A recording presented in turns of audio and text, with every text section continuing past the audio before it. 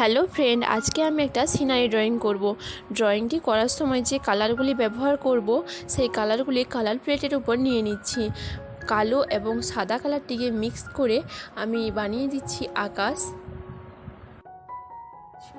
ভালো করে হালকা হাতে ব্লেন্ড করে নিচ্ছি। এখন কালো কালারটি দিয়ে নদীর পাড় বানিয়ে দিচ্ছি, পাড়ে ছোট ছোট ঝোপঝাড় বানিয়ে দিচ্ছি।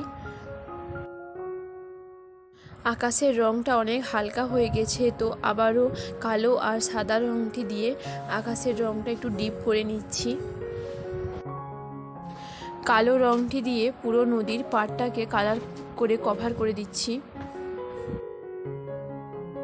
নদীতে যেমন করে ঢেউ আসে সেই রকম করে ঢেউগুলোকে আমি আগে পেন্সিল দিয়ে ড্রয়িং করে রেখেছিলাম, তো সেই মতো করে কালারটাকে করছি।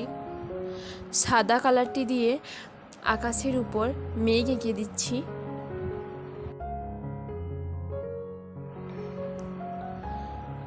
দূরের পাড়টিতে এখন আমি গাছ এঁকে দিচ্ছি, নারকেল গাছ।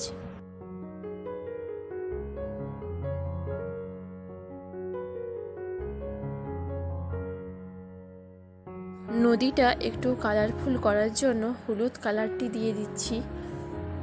হলুদ কালারটি দেওয়ার সময় সামনের দিকে একটু সাদা গ্যাপ রেখেছি, কারণ জলের ঢেউ এলে সামনের দিকটা এরকম সাদাই দেখায়। তারপর ব্লু কালারটি দিয়ে পুরো নদীটা কভার করে দিচ্ছি। নদীর ঢেউগুলোর জন্য একটু নীল কালারও ব্যবহার করেছি। নদীর পাড়ে একটা সূর্য এঁকে দিচ্ছি। সূর্য আঁকার জন্য হলুদ ও সাদা কালারটিকে মিক্স করে দিয়েছি। এখন দূরের ছোট ছোট পাখি এঁকে দিচ্ছি।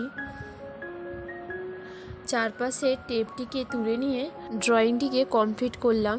তো কেমন লাগছে ড্রয়িংটি অবশ্যই কমেন্ট করে জানাবেন। যদি ভালো লাগে আমার চ্যানেলটিকে সাবস্ক্রাইব করে দেবেন, আর লাইক কমেন্ট শেয়ার করতে একদম ভুলবেন না। দেখা হচ্ছে পরের ভিডিওতে। টাটা।